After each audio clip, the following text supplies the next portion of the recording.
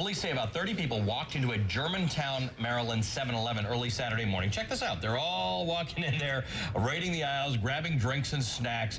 It lasted just about a minute before the thieves left, again, as a group. So it's just like text messaging? They just say, hey, this is the address, let's show up? I mean, yeah, it does seem to be that's how flash mobs work. He tells me that he and his partner have confirmed 28 different individuals involved on the video itself.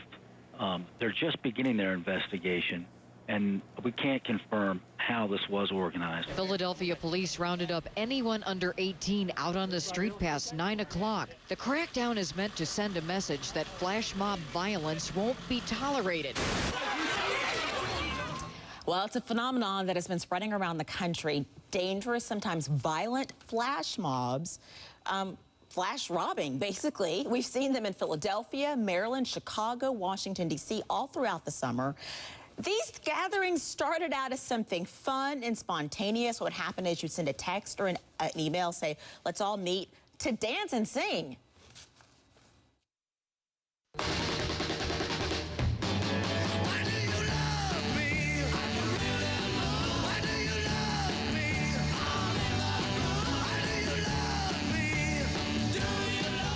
That's what it used to be. It was fun. As a matter of fact, the actual definition of a flash mob, you ready? A large group of people mobilized by social media to meet in a public place for the purpose of, and this is key, of an unusual or entertaining activity of short duration. You got it? So now you know what a flash mob is. You've seen evidence of it, but that's clearly not what's happening now. It's not just fun and entertaining anymore. HLN law enforcement analyst Mike Brooks joins me, and also on the phone, Dr. Tony Anderson. He's the adjunct professor of social cultural and media education, urban education, pardon me, at the University of Delaware. I guess my first question, Mike, is when did law enforcement start to get a whiff of the fact that this was starting to turn into something not fun anymore? Well, back a number of years ago, when there were some demonstrations in Washington against the World Bank, they were using social media to organize themselves, but they had a source within the organization that let law enforcement know what was going on, and they were illegally making some chains and things to chain themselves to entrances to buildings and these kind of things, and they were thwarted then. So this has been going on for quite some time. But, you know, in D.C. also, when they had the big snowstorms winter before last, they organized a snowball fight at 14th and U, and, you know, we remember seeing that. But now it has turned violent.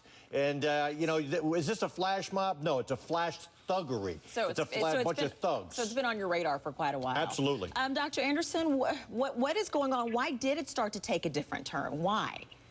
Well, I think there's a lot of misinformation because initially these were youth marketing and entrepreneurship groups that were advertising dance battles and teen parties and areas where they didn't feel like they were represented. I think anytime you have large groupings of young people in particular without adult supervision and adult support, there are going to be people that do negative things. But this is not restricted to young people. There's always been a mob mentality throughout history in the United States. And so, you know, we're seeing the violence among young people, and what I think is happening is the violence is being sensationalized, and as a result, we're getting copycat behavior all around the country. And when you say mob mentality, I mean, I think most people know what you mean, but clearly what you mean is when people get together, they will perhaps do something as a group that they would not do on their own.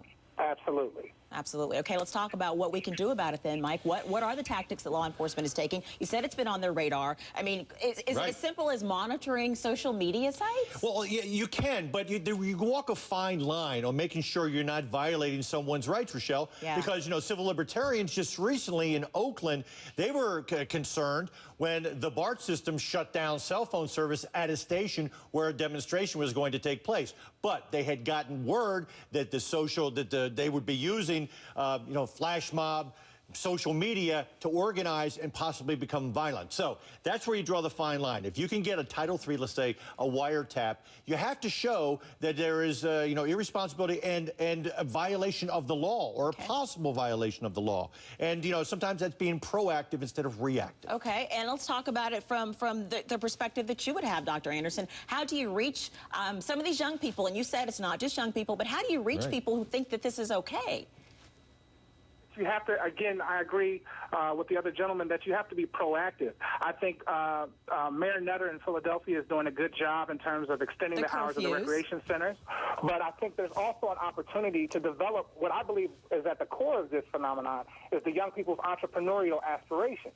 See, this all evolved from their desire to make money and to market themselves. And I think if we set aside some space, set aside some resources to supervise, and sit down with the young people like the Dollar Boys and Team Nike and Polo Boys in Philadelphia, these or kind of organic youth groups that have evolved, and sit down with these people at the table and really get them involved in the conversation and train them with how to be responsible, how to have security at their events, we can attract some more positive events for the young people in the community. So keep using their energy, using the fact that they want to use social media and try to pivot to something positive. Dr. Anderson, Mike Brooks, appreciate it both very much. Thank you, Rochelle.